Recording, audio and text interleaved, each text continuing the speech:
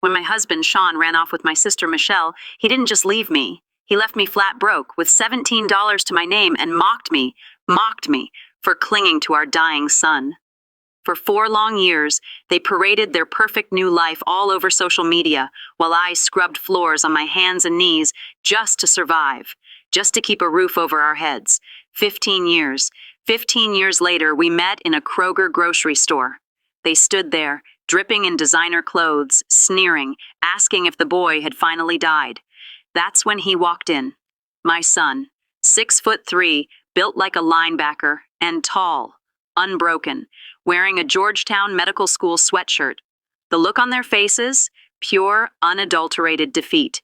"You're still scrubbing floors, Jane?" Her voice. That voice.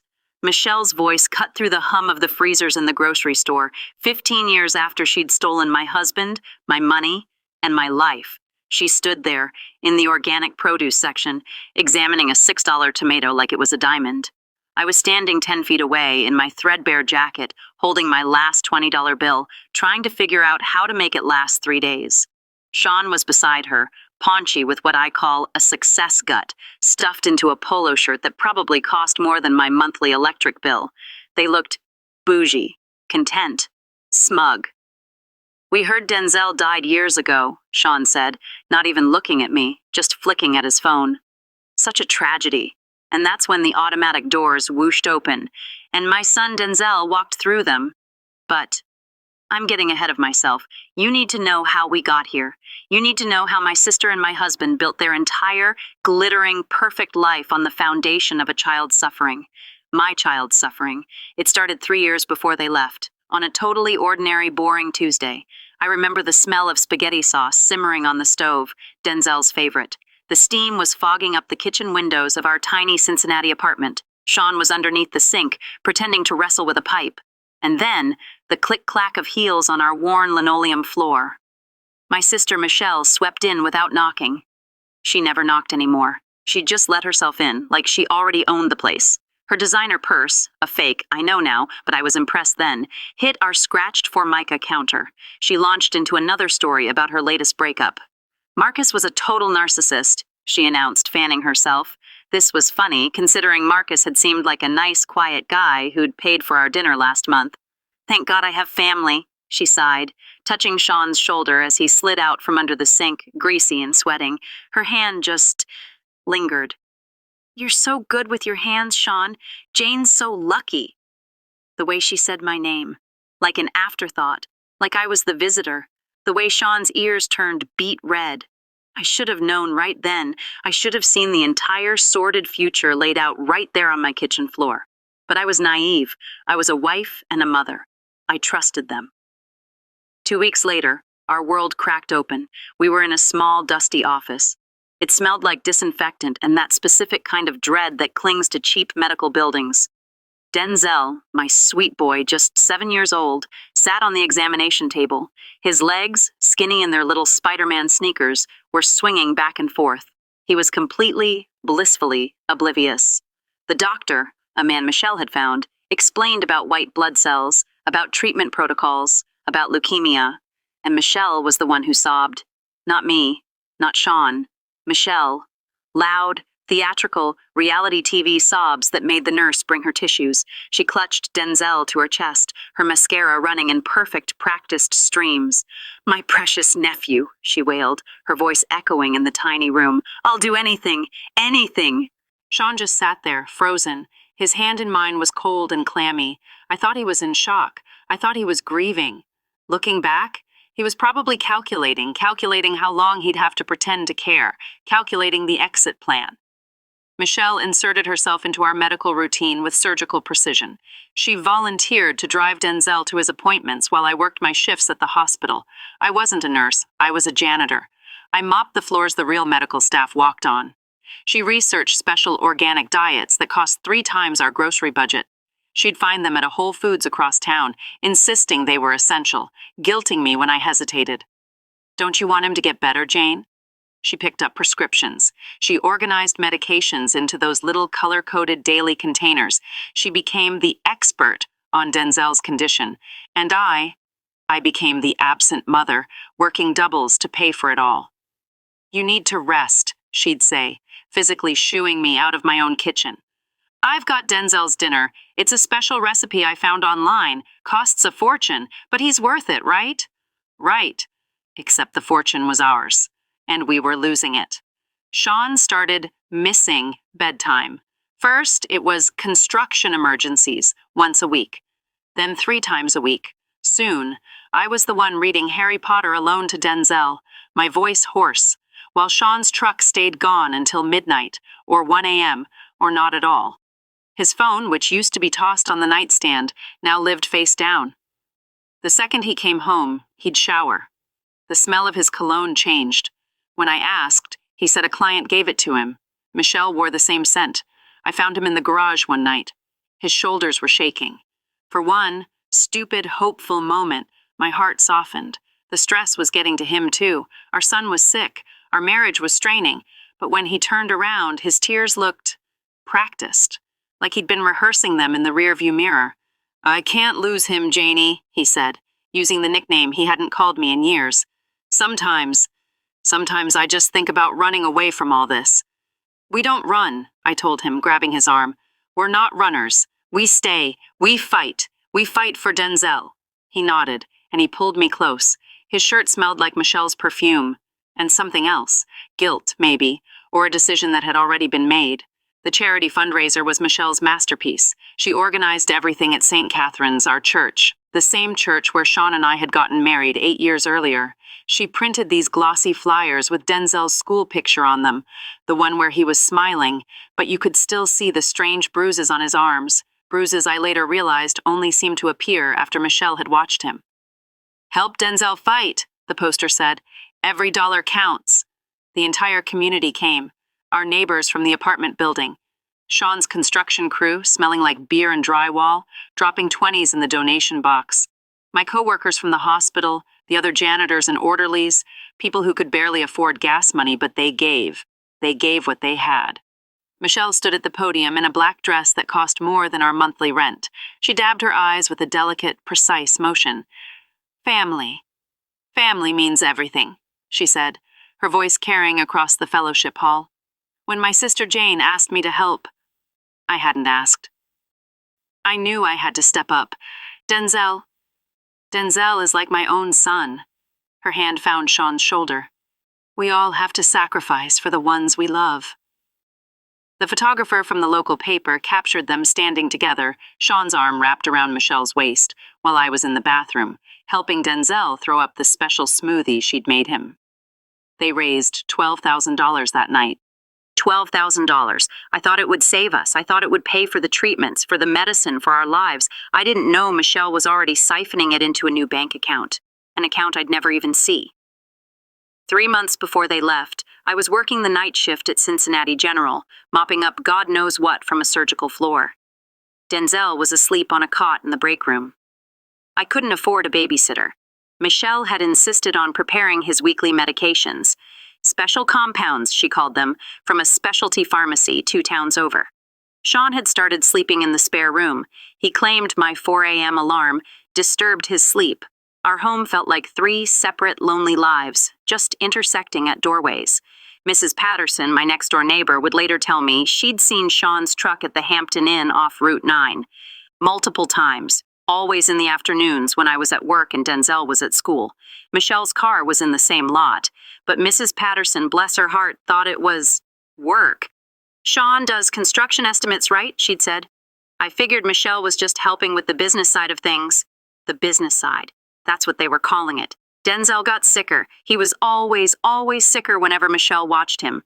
I noticed the pattern, but I blamed coincidence. Stress, bad luck. I was so tired, I blamed anything but her. The vitamins she brought came in official-looking prescription bottles with typed labels. The diet she supervised cost hundreds of dollars we didn't have. "We'll manage," Sean would say, puffing out his chest. "I'll take extra jobs." Michelle even offered to loan us money, then acted deeply wounded when I hesitated. "I'm just trying to help, Jane," she'd say, her tears perfectly timed. "Don't you trust family?" Family. She wielded that word like a weapon. While she poisoned my son. while she planned her escape with my husband, while she counted the $12,000 in charity money and calculated how long to keep Denzel sick enough for sympathy, but just well enough to abandon. The last Sunday before they left, we went to church. All four of us, a mockery of a family. Denzel dozed against my shoulder during the sermon. The sermon was about faithfulness, I kid you not. Sean checked his phone 6 times, and Michelle sang the hymns too loudly, her voice cracking on Amazing Grace. She held the hymnal between herself and Sean, and I saw their fingers touching on the spine. I should have seen it all. Monday morning, 6:17 a.m. 3 days after that church service. My key stuck in the lock, like it always did. I had to jiggle it twice before the door to our apartment swung open. The apartment was wrong. It was too quiet. Not the peaceful quiet of everyone sleeping. This was a hollow quiet, an empty quiet, like walking into an abandoned theater. Sean's work boots weren't by the door. Michelle's purse, the one she'd taken to just leaving on our counter during her overnight help sessions, was gone. The coffee maker was cold, unprogrammed. Sean always set it for 5:45 a.m. My heart hammered against my ribs. I ran to Denzel's room. He was there. He was still in his bed, tangled in his dinosaur sheets, his breathing steady. Relief flooded through me so hard my knees buckled. I leaned against the doorframe, just breathing. Whatever else was wrong, Denzel was here. He was safe. But then I looked at his nightstand. The medicine organizer, the one Michelle had bought, was gone. The special water bottle she insisted he use, gone. The note was waiting on the kitchen table. It was held down by Sean's wedding ring, and the handwriting, it was Michelle's. The same perfect loopy script that had signed my birthday cards for 32 years. I read it. Denzel's illness is destroying everyone. We deserve happiness too. Sean and I have found something real. We can't watch him deteriorate anymore. It's just too painful. The apartment is paid through the end of the month. His medications are in the cabinet. We're sorry, but we need to save ourselves. Don't try to find us. Both their signatures were at the bottom. Sean's looked rushed. Michelle's was perfect, like she'd practiced it. I read it 4 times. My brain just couldn't accept the words. And then, Mommy? Denzel stood in the hallway, dragging his stuffed T-Rex. His hair was sticking up in 8 different directions. Where's Daddy's truck? My throat closed. He had to go to work early, baby. But his lunch is still in the fridge, and he took the Xbox. The Xbox isn't for work. His voice cracked. And that's when I saw what else was missing. The flat-screen TV, Sean's golf clubs, the good laptop, Michelle's jewelry box, the one she kept in our bedroom for safekeeping. They had loaded up like thieves in the night while their sick son and nephew slept just down the hall. Why did Aunt Michelle take her medicine box? Denzel asked. She said I needed it every day. He started coughing, that wet, ragged sound that had haunted our nights for months. But this time, it sounded different, forced, like he was making himself cough because that's just what sick kids did. I pulled him against me. He felt so small, all sharp shoulder blades and thin arms. Did Aunt Michelle say goodbye to you? No, but I heard them last night. Carrying stuff. Daddy dropped something and said a bad word. He pressed his face into my stomach. Are they coming back? I didn't have an answer. Did I do something wrong? He whispered. I took all the medicine, even the ones that made my tummy hurt. My vision blurred. 7 years old, and he thought their abandonment was his fault. He thought his illness, the very illness they had orchestrated, had driven them away. You did nothing wrong, I said, my voice shaking. You did nothing wrong. Sometimes adults just make selfish choices. Like when Daddy ate my birthday cake last year? I let out a broken laugh. Yeah, baby, like that. But bigger. We sat on the couch, Denzel curled into my side. I should have been making breakfast, checking his temperature, getting him ready for school. Instead, I just held him, while the morning light streamed in, exposing all the empty spaces on the walls where pictures had hung. Sean had taken the ones of himself, but he'd left our wedding photo. His face had been scratched out with something sharp. I'm hungry, Denzel finally said. Can I have regular cereal, not the special kind Aunt Michelle makes? You can have whatever you want, baby. He chose Lucky Charms. Michelle had banned them, said the sugar would interfere with his treatments. He ate 2 bowls and I just watched him, memorizing his face, noticing for the first time that his eyes weren't quite as sunken as they were yesterday. When he smiled, milk dripping down his chin, he looked almost like a normal kid, not the dying child Michelle had so carefully crafted. They were gone. They had taken everything. My husband, my sister, our money, our TV. They had even taken my son's illness, and I was left there, in that hollowed-out apartment, with a sick child and a scratched-up wedding photo. My world wasn't just collapsing. It was gone. Do you know what that feels like? To be completely and utterly alone, betrayed by the one person who promised to love you and the one person who shared your blood. If you believe that no mother, no person should ever have to go through that, hit that subscribe button right now. It's free. And it tells the algorithm that this story matters. Don't let monsters like them silence us. If you won't subscribe, that's your choice. But go to the comments and tell me why. Tell me why a story like this isn't worth a single click. I'll wait. The bank was my next stop. I left Denzel in the car, I locked the doors with his dinosaur, and I stood at the ATM. I was certain the machine was broken. $17. That's all that remained. Our savings, our checking, the emergency fund we'd spent 5 years building, gone. Denzel's college account. My mother had started it with $1,000 before the cancer took her. Emptied. The ATM spat out a receipt. It looked like a verdict. Withdrawals. Starting 3 weeks ago. $500 here, $800 there. The final cleaning out. Yesterday. While I was at work and Denzel was asleep. I went inside. The teller, a young woman with kind eyes, looked apologetic. Joint accounts, she explained. Mr. Brennan had every right. The credit cards were maxed out. Charges at hotels, fancy restaurants, a jewelry store. They had been on a spending spree for weeks, while I was counting pennies for Denzel's medicine. Can you put a hold on anything? I begged. I'm sorry, ma'am, she said, looking down. There's nothing left to hold. Back home, Mrs. Patterson knocked on the door. She was holding a pot of chicken soup. Her face was a mask of concern and barely contained gossip. I saw the moving truck, she said, pushing inside past me. At 4 a.m, thought it was strange. Her eyes scanned our emptied living room.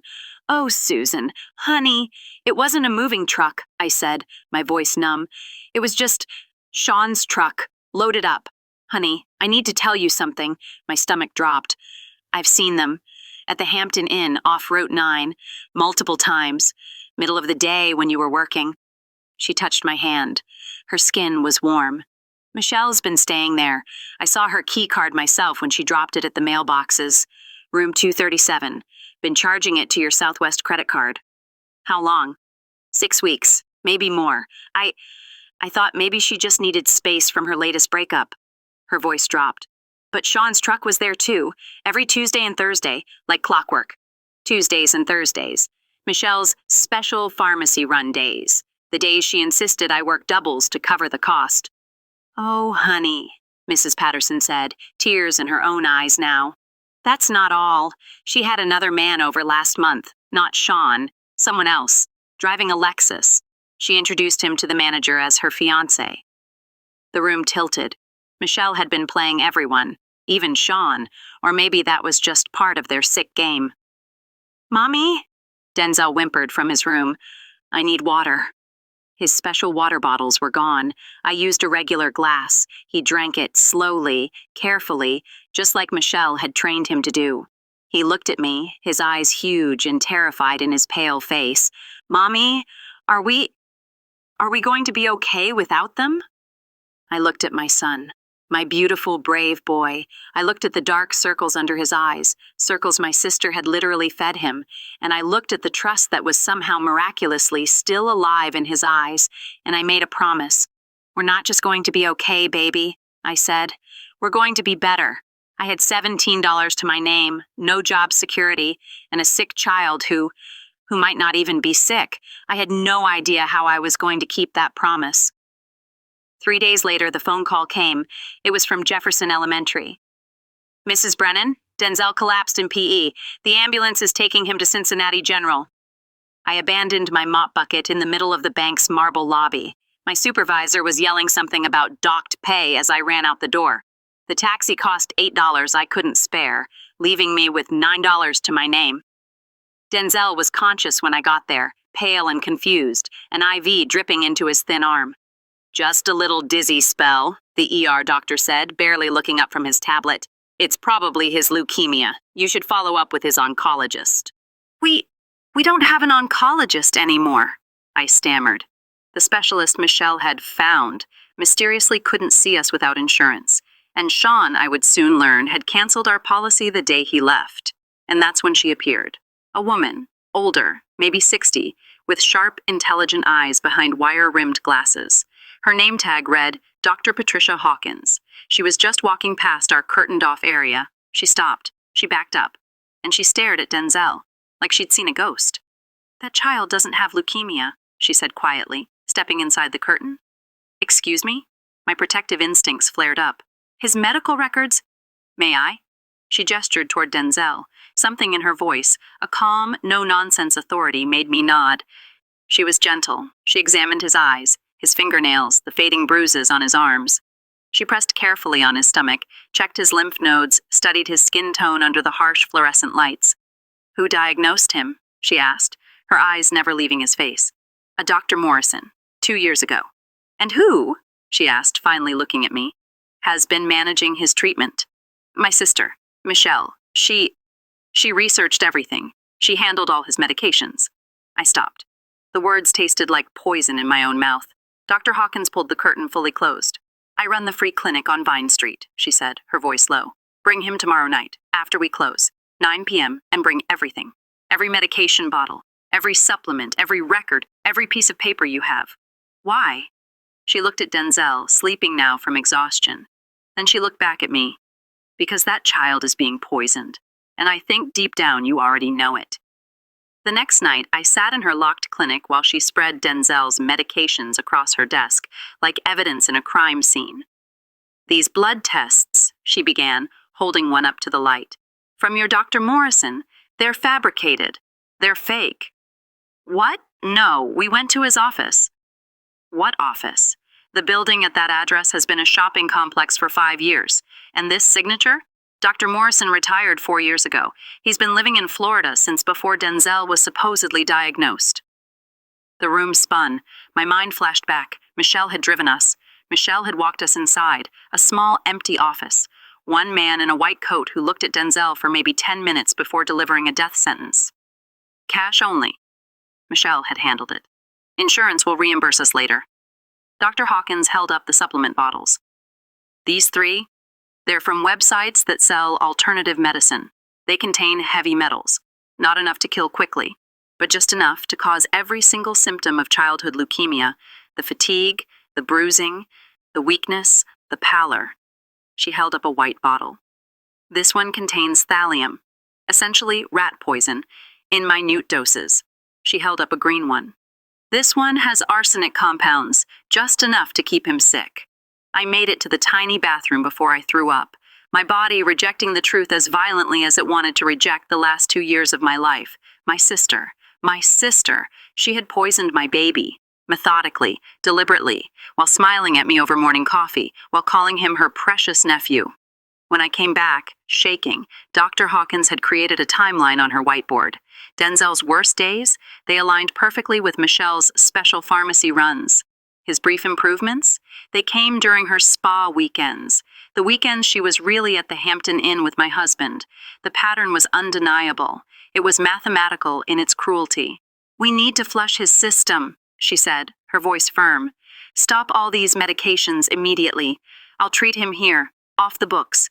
If we report this now, without concrete proof of who did it, they'll just take Denzel away from you. But Michelle is gone. We need documentation first, she insisted. I'll run real blood work every 3 days. We will document his recovery. In 2 weeks, you won't recognize him. She was right. 10 days. 10 days without Michelle's poison. Denzel's transformation was miraculous. His skin went from a sickly gray to pink. He ate and he didn't vomit. He ran around our empty apartment without gasping for breath. His bruises faded. The dark circles under his eyes disappeared. He gained 4 pounds in 2 weeks. Mom, I feel weird, he told me one morning, cereal in hand. Weird how, baby? I'm not tired. Is that normal? My 7-year-old son. He had to ask if feeling healthy was normal. That's what they had done to him. My own sister had been feeding my 7-year-old son rat poison. Just enough to keep him sick. Just enough to build her story.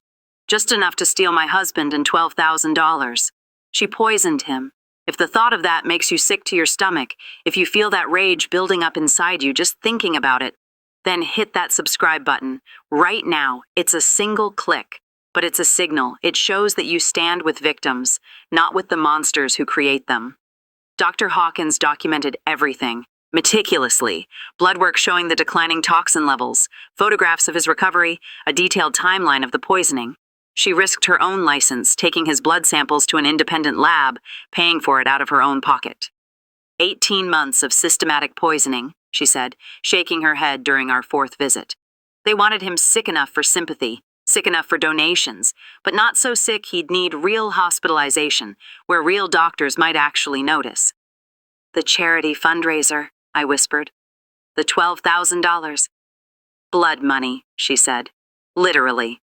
3 weeks into Denzel's recovery, I was cleaning offices downtown. Janet, from payroll, found me in the break room. She held out her phone. Jane, she said, her voice gentle, you need to see this. It was a Facebook post, dated 6 months after Sean and Michelle had vanished. It was a memorial page. For Denzel Brennan. Beloved son, the caption read. Taken too soon after his brave battle with leukemia. The photos, they were of him from when he was at his sickest. Pale, hollow-eyed. There was a photo of Michelle standing at a podium in a black dress. Sean was beside her, both of them crying perfectly staged tears. The comments destroyed me. Hundreds of people offering condolences, sharing memories of the sweet, sick boy, and donating to their new charity. Denzel's Wings, they called it, supporting families through the tragedy of childhood cancer. They killed him off, I whispered. In everyone's mind, your son is dead, Janet said, squeezing my shoulder. I scrolled, post after post, memorial trees planted in his name, scholarships at a local high school in his name, a 5K run, with his sick little face on every t-shirt. Sean and Michelle had built their entire new life on the foundation of my son's fictional death. They were profiting, again, from a grief that wasn't even real. They hadn't even waited for him to actually die from the poison they'd fed him. They'd just decided he was more valuable dead than abandoned. Dr. Hawkins helped me print everything, the posts, the charity registration forms, the donation pages. They've poisoned a child, faked his death, and are profiting from both, I said, the stack of papers shaking in my hand. What do I do? You survive, she said, her eyes like steel. You raise that healthy, beautiful boy, and you wait. When the time is right, the truth has a way of surfacing. We'll be ready. That night, Denzel drew a picture of himself as a superhero, strong, tall, a cape flying behind him. This is me when I grow up, he announced. You're already my hero, baby, I told him. Why? Because you survived something impossible. He thought about that for a long moment. Mom, was I ever really sick? The question I had been dreading. Someone made you sick, I said, choosing my words carefully. But you were never dying, Denzel. You were always stronger than they thought. He was still clutching that superhero drawing when the eviction notice arrived. 2 days before Christmas. The paper trembled in my hand. Denzel was hanging handmade ornaments on our tiny, sad little Charlie Brown tree, a scraggly thing Mrs. Chin from the restaurant downstairs had rescued from the dumpster. 3 months behind, the notice said. Final warning.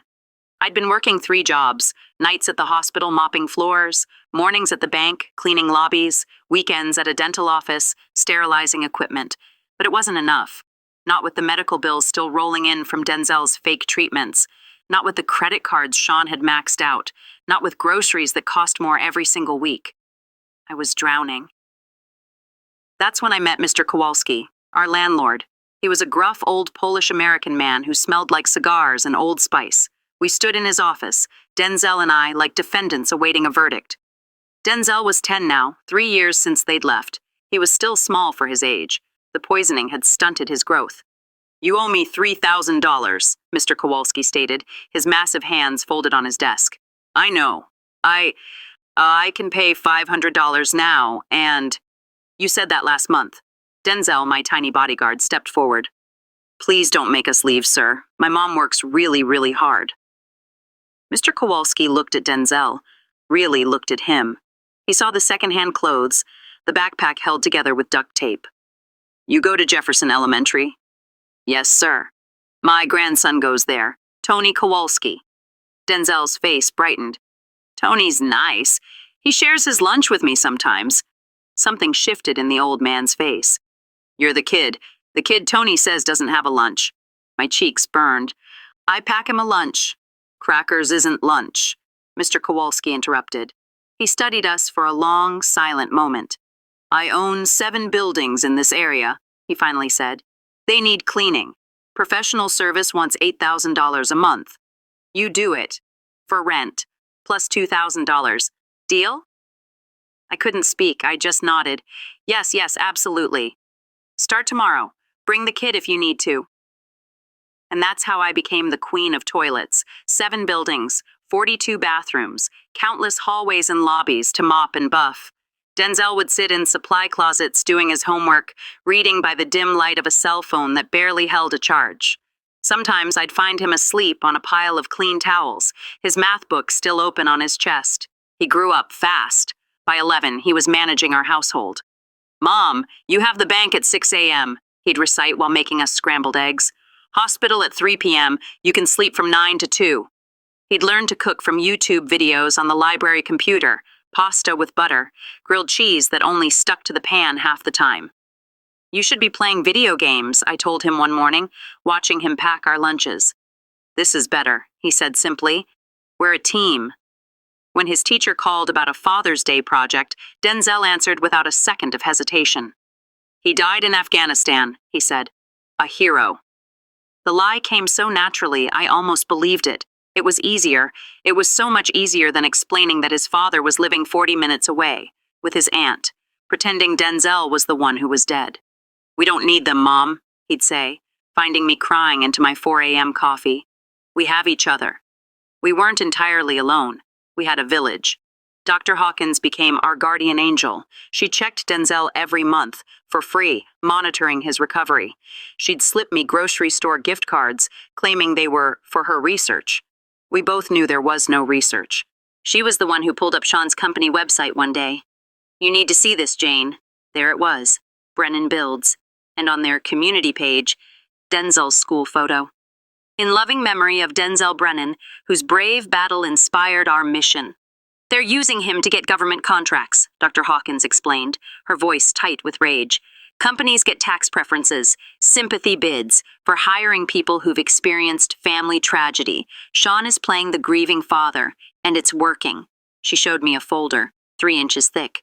I'm documenting everything, Jane. Every visit, every blood test, every photo. When you're ready, this proves everything. When will I be ready? When Denzel doesn't need protecting anymore, she said. When you're stable. When the truth can't hurt you worse than the lie already has. Stability came from the Chins, the family who owned the Chinese restaurant below our apartment. Mrs. Chin started a kindness campaign. Mistaken orders would appear at our door 3 times a week, always hot, always Denzel's favorites. I didn't order this, I'd say. Mistake already made, she'd insist, waving me off. Cannot waste food. Her daughter, Jenny, a high school senior, started tutoring Denzel in math. Her husband, Mr. Chin, fixed our leaking sink, our broken window lock, the door that wouldn't close right. I should pay you, I'd offer, embarrassed. Mrs. Chin would just wave me off. Family helps family, she said, and she looked me right in the eye. Real family, not blood kind that poisons children. They knew. The whole building knew. The walls were thin. They'd heard Denzel's nightmares. They'd heard me sobbing on the phone to Dr. Hawkins. They'd seen the eviction notices, and instead of judging, they circled around us. A protective wall. Denzel thrived. Jenny taught him algebra and Mandarin curse words. Mr. Chin showed him basic repairs. Mrs. Chin fed him until his cheeks finally filled out. Mom, he asked me one night, are we poor? Financially? I said, pulling him close on the couch that was also my bed. Yeah, baby, we are, but not the other kind. What other kind? The kind where nobody loves you. No, baby, we're rich in that. He was 13 when he salvaged an old microscope from his school's equipment purge. He set it up on our kitchen counter between the hot plate and the toaster that only worked if you held the lever down. Mom, he said, his voice cracking, remember how Aunt Michelle used to give me those vitamins? I want to understand. I want to understand what she did. For 3 months, he worked. Every night after I'd collapse from my cleaning rounds, I'd find him hunched over library books on toxicology, comparing chemical compounds, creating charts. He titled his science fair project, When Medicine Becomes Weapon, Detecting Fabricated Illness in Pediatric Patients. You can't mention Michelle or Sean, I warned him. I won't, he said, but Mr. Davidson says if I place it state, colleges will notice. He won. He didn't just win his category, he won the whole thing.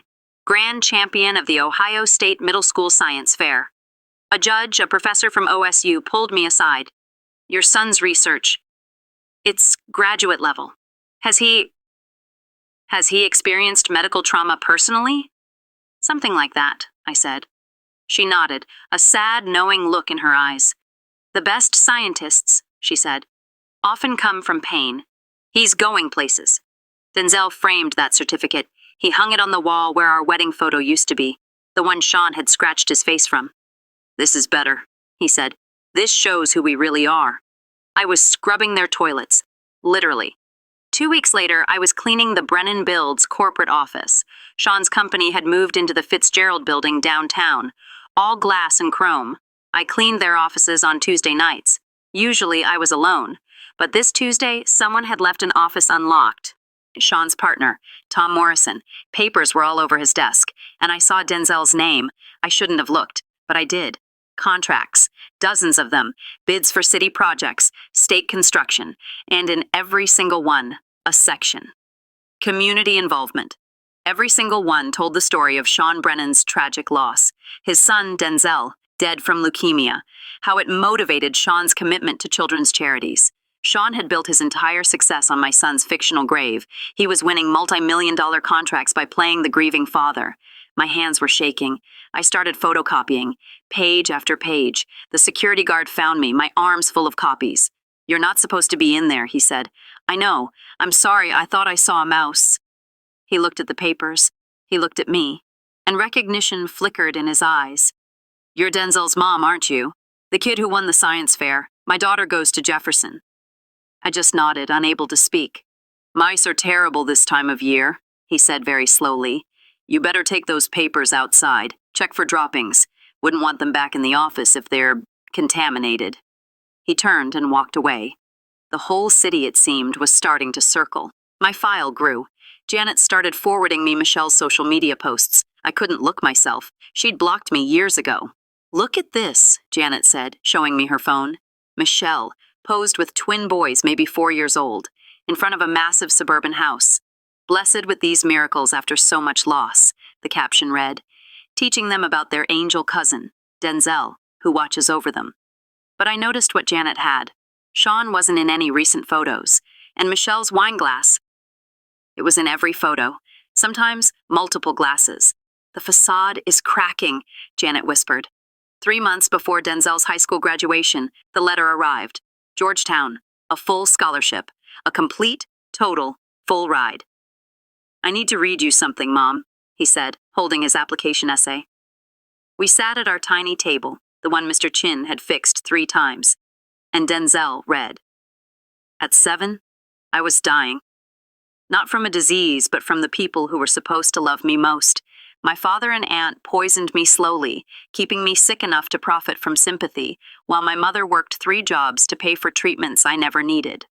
When they abandoned us, leaving me to actually die from their toxins, my mother saved me. She saved me with nothing but minimum wage and maximum effort. She scrubbed toilets while I did homework in janitor closets. She gave up sleep, food, and any chance at her own life, just to give me mine. I study medicine not despite this trauma, but because of it. Somewhere, another child is being hurt by people they trust. I will find them. I will save them. Because my mother taught me that love isn't about blood. It's about who shows up, when showing up is all they have left to give.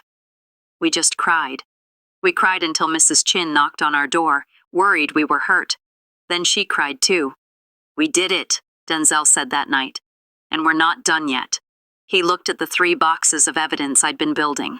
When? He asked. When you're safe, I promised. When you're at Georgetown. When the truth can't touch your future. We could wait a little longer, but we didn't have to. 1 week later, Linda Morrison called. You don't know me, Jane, she said, her voice tight with fury. My husband is Tom Morrison, Sean Brennan's ex-partner. Sean destroyed my husband's business, and I think you're the only person who might understand why I need him to burn. I sat there listening to this stranger on the phone, listening to her tell me how Sean had used Denzel's fake death to win sympathy contracts. How, when her husband Tom questioned where the charity money was really going, Sean bought him out for pennies and then stole his entire client list. They had lost everything, just like we had. What do you want from me? I asked. Justice, she said. And I have recordings, Jane. Sean, drunk at a bar, bragging about it, bragging about how genius Michelle was for thinking of it. I have proof he's been skimming from his own company, but nobody believes the bitter ex-partner's wife. They might believe the mother of the dead child who isn't dead. I looked at Denzel. He nodded. It was time. That night, Denzel listened to the recordings on headphones. I watched his face harden. Sean's slurred voice laughing. It's the perfect story. Tragedy sells, baby. And Michelle's voice laughing about how I actually believed the diagnosis. I was scrubbing their toilets. And they were laughing. We were invisible to them. We were just the help. The mess they'd left behind.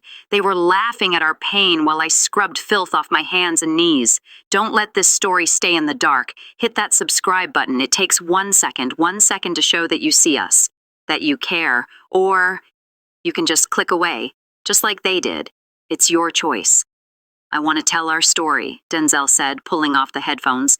Not theirs, ours. He started the blog that weekend. Living After Death. A survivor's story. He was 18. He was heading to Georgetown. He was old enough and strong enough to speak his truth. The first post was simple.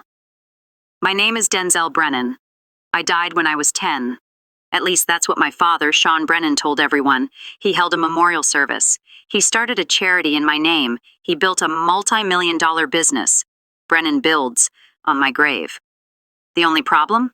I was alive. I was living above a Chinese restaurant with my mother, recovering from being systematically poisoned by the very people who were supposed to love me most. He didn't even have to name names. The details were specific. Denzel's Wings, the construction company, the aunt who became the stepmother. 3 days later, Channel 6 called, then Channel 11, then the Cincinnati Enquirer. The story was irresistible. The boy declared dead who was very much alive. The story exploded. Dr. Hawkins moved faster than the internet. She forwarded her entire file, 10 years of documentation, to the Medical Ethics Board, to the state, to Child Protective Services. I'm not letting them practice this evil anywhere else, she told me. That fake Dr. Morrison Michelle hired, I found him. His real name is Marcus Webb. Lost his license in Indiana for insurance fraud. Michelle paid him $2,000 to play doctor for an afternoon. The investigation opened, quietly at first. Then Michelle tried to reach out. My mother's best friend, Patricia, called me. Jane, Michelle contacted me on Facebook. She says she needs to make amends. She claims Sean forced her into everything, that she never wanted to hurt Denzel. What did you tell her? I asked. I told her you died, Patricia said, her voice cold as ice.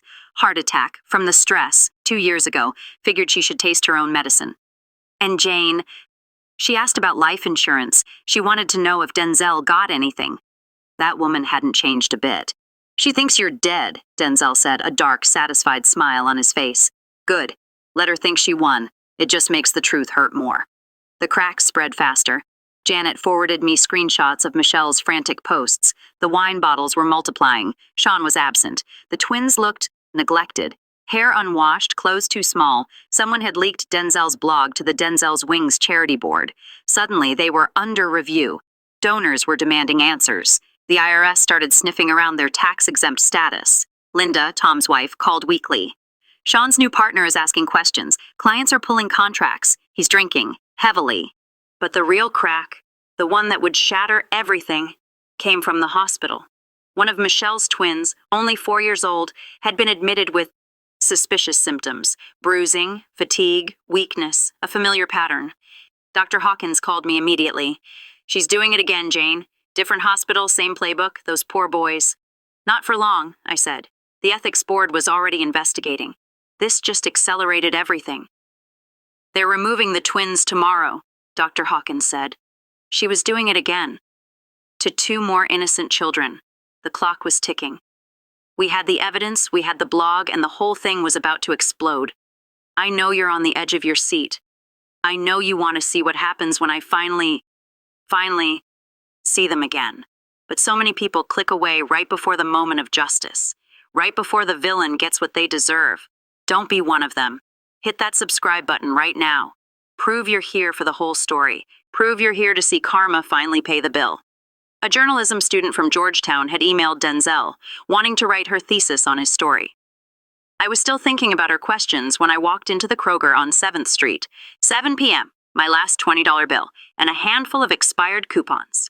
15 years. I'd been shopping at the same store, at the same time, after my evening cleaning shift. I knew which cashiers would look the other way on an expired coupon. I knew how to make $20 feed 2 people for 3 days. I was in aisle 4, comparing 2 dented cans of soup, when I heard it. That laugh, Michelle's laugh, tinkling and false like wind chimes made of cheap glass. The same laugh that used to fill my kitchen right before she'd hand Denzel his special vitamins. My body recognized them before my brain did. Every muscle tensed. Fight or flight, there they were, by the organic produce that cost more per pound than I made in an hour. Sean and Michelle. Time had changed them, but not enough. Sean had that success gut, his polo shirt straining.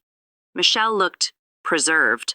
Botox smooth forehead, highlighted hair, a designer handbag that could pay our rent for 2 months. They were loading their cart with wine, expensive wine, laughing about something on Sean's phone. I should have walked away. I should have just gone to self-checkout and disappeared. But 15 years of silence, 15 years of scrubbing their filth, it all just felt heavier than my fear. "Still scrubbing floors, Jane?" Michelle had spotted me. Her voice cut right through me. She looked me up and down, taking in my discount store uniform, the exhaustion I wore like a second skin, the cracks in my hands from the bleach. "We heard Denzel died years ago," she continued, picking up an organic tomato with theatrical interest. Such a tragedy. Sean turned. His face went from confusion to annoyance to pure, smug pity. "Sue, wow. Still in town, huh?" "Still alive," I said. My voice was quiet, but it didn't shake. "Disappointing, I'm sure, since you held my funeral." Michelle's laugh was nervous this time, but still condescending. "Oh, you heard about that?" "It was for closure, Jane. For the community." "Denzel's funeral," I corrected. "You buried my living son for sympathy points." Sean shifted his weight. "How are you managing? Must be hard, alone." "I manage," I said. Michelle's eyes gleamed with a cruel, satisfied light. "Floors don't scrub themselves, right? God, Jane, I told Sean you'd never amount to anything without us." "Some of us work," I said, "instead of stealing." Sean laughed, a full, confident belly laugh, the laugh of a man who has never, ever faced a single consequence. "Stealing? We took what we deserved, a life, a real life, not whatever bottom-of-the-barrel tragedy you were dragging us into with that dying kid." He leaned against their cart full of $60 wine bottles. "Speaking of which, did the boy ever actually die, or are you still milking that story?" The store went quiet. The music was still playing, but everyone nearby had stopped. A mother with 2 kids pretended to study pasta labels. An elderly man froze, his hand halfway to a bunch of bananas. The teenage cashier at Register 3, she was holding her breath. "You want to know about Denzel?" I asked, my voice still soft. Michelle rolled her eyes. "Jane, please. The drama. We've moved on. We have real children now. Healthy children." And that's when the automatic doors whooshed open, like karma itself had taken human form. Denzel walked in, 6'3", 220 pounds of muscle, his Georgetown Medical School sweatshirt worn like armor. Every step was confident, measured, purposeful. He saw me first. Our eyes met. Then he saw them. The organic tomato Michelle was holding slipped from her hand. It hit the linoleum floor with a wet splat that seemed to echo in the sudden silence. Sean's mouth opened. Nothing came out. They stared. They stared at Denzel like he was a ghost they had personally murdered, which, in a way, he was. "Mom," Denzel said, his voice calm, walking over to me. "You okay?" Michelle's designer purse hit the floor. Sean grabbed the shopping cart, his knuckles white. "Hello, Aunt Michelle," Denzel said. His voice was even. "Dad? You're... Sean's voice cracked, high-pitched like a teenager's. "You're alive?" "Disappointed?" Denzel asked. "I know you told everyone I died, even had a service. Mom showed me the program. Beloved son taken too soon. Weird thing to print about someone you abandoned while he was dying." Michelle was backing away, her hand fumbling for Sean's arm. This isn't possible. You were sick. You were terminal." "No," Denzel said. His voice never rose, but it filled the entire store. "I was poisoned. By you." The other shoppers had given up pretending. A circle had formed. And the teenage cashier at Register 3? She had her phone out, and it was recording. "Dr. Hawkins figured it out," Denzel continued, taking a step toward them. "The vitamins you insisted on, the special meals, the heavy metals, the rat poison. You kept me sick, for sympathy, for money, for the attention. You tortured a child, for Instagram likes," Denzel said, each word a scalpel. "You dosed me with thallium and arsenic to fake leukemia. You raised $12,000 from generous people and you pocketed it. You held a memorial service for a living child to win construction contracts." Sean tried to puff himself up. "Now you wait a minute, son." "No," Denzel interrupted, his voice like thunder. "You wait. You ran off with your wife's sister. You left us with $17. You left my mother to scrub toilets while you built your suburban empire on the foundation of our suffering. She never missed a treatment I didn't need. She never missed a school play. She never ever let me forget I was loved, despite what you did to us." Michelle was crying now, but they were her old, practiced tears. "Denzel, we were young. We made mistakes." "Mistakes are accidents," Denzel shot back. "What you did was attempted murder." The words just hung there. "We should go," Sean muttered, trying to pull their cart away.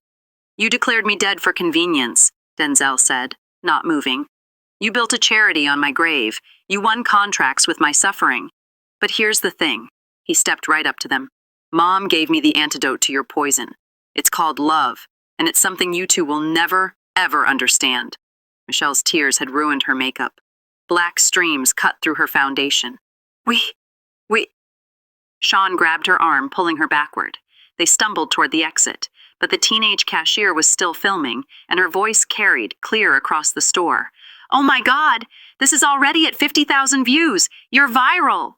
Michelle turned back, her mascara-stained face twisted with pure panic. You're recording this?"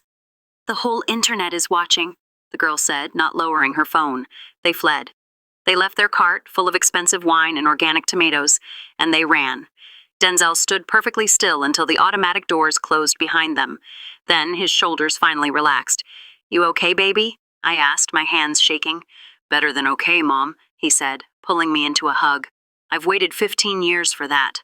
By the time we got home, his phone was blowing up. The video had jumped from TikTok to Twitter, to Facebook, to the local evening news. 2 million views by midnight, 5 million by morning. The comments section became a courtroom of public opinion. People who donated to Denzel's wings demanded refunds. Former employees of Brennan Builds started sharing their own stories of Sean's fraud. Someone found the memorial page and posted screenshots right next to the video of Denzel, 6'3", in his Georgetown sweatshirt. Linda Morrison called before noon. "Sean's biggest client just pulled out. A $40 million project. It's gone. Tom is filing charges this afternoon." The dominoes fell. Fast. The IRS opened an investigation into Denzel's wings within a week. Child Protective Services, armed with Dr. Hawkins' file and the new hospital report, removed the twins from Michelle's care. They were placed with Sean's mother, who'd apparently known something was wrong for years but had been too afraid to speak up. At least they're safe, Denzel said when we heard. They have a chance now. Sean's first drunk call came 2 weeks later, 2:47 a.m. I let it go to voicemail. You ruined me, his slurred voice screamed. You ruined everything. My business, my family, my reputation. Are you happy now? Are you finally happy, Jane? I deleted it without listening to the rest. 3 months later, Sean Brennan filed for bankruptcy. From a Super 8 motel, Michelle tried to reinvent herself online. New Instagram, new name, posting about rising from trauma and toxic relationships. But the internet has a long memory. Every post was flooded with screenshots, the memorial page, Denzel's blog, and that grocery store video. On repeat. Spring arrived. Denzel got into Johns Hopkins for his pediatric oncology fellowship, another full scholarship. His essay, Identifying Medical Child Abuse in Pediatric Settings, had caught the attention of the entire selection committee. His graduation from Georgetown was perfect. I sat in the auditorium wearing a new dress Mrs. Chin had altered for me. I was surrounded by the family we'd built. The Chins, Dr. Hawkins, Janet, even Mr. Kowalski, who grumbled about the parking, but I saw him wiping his eyes when Denzel walked across the stage. Denzel was the valedictorian. He stood at that podium and he spoke the truth. 15 years ago, he said, his voice ringing out, I was dying, not from a disease, but from the people who were supposed to protect me. I stand here today because one woman refused to let me disappear. She worked 3 jobs. She sacrificed every comfort. She gave up every dream of her own to save mine. My mother, Jane, taught me that family isn't about blood. It's about who shows up when life falls apart. Mom, this degree is as much yours as it is mine. The applause was thunderous, but all I could hear was my own heart. Beating, finally, without fear. We had the celebration back at our apartment, above the Chinese restaurant. Mrs. Chin made enough food for an army. Jenny, now a teacher herself, brought her kids, who called Denzel Uncle Doctor. Dr. Hawkins gave him a stethoscope that had belonged to her father, and Mr. Kowalski, my old gruff landlord, handed Denzel an envelope. Inside was a check that made Denzel's eyes go wide. For your mother, the old man said gruffly. Back pay for all that cleaning, with interest. Denzel's phone buzzed. A news alert. Michelle had been arrested for fraud and endangerment. Sean was reportedly living in his truck. The twins were thriving with their grandmother. None of it mattered. You know what I realized? Denzel said, raising his glass. We won. When? I asked. The video? The arrest? No, he said, smiling. We won the day we chose each other. We won the day we refused to give up. Mrs. Chin nodded. Best revenge is good life. To good life, Denzel toasted. To family, I added, looking around the table. At real family. Later, after everyone had left, Denzel and I stood on our tiny balcony. Somewhere out there, Sean and Michelle were living with their consequences. But here, in this small apartment that smelled like sesame oil and love, we had everything. This wasn't the life I'd planned. It was better. It was real. It was ours. This story of justice finally being served. If it had you gripping your phone, hit that like button right now. My favorite part? The moment Denzel walked through those grocery store doors in his Georgetown sweatshirt. The moment Sean and Michelle realized their dead victim was alive and stronger than they could have ever imagined. What was your favorite moment? Drop it in the comments below. And don't miss more powerful stories just like this one. Stories of survival, stories of strength, stories where the good guys, after a long, hard fight, finally win. Subscribe and hit that notification bell. You won't want to miss what's coming next.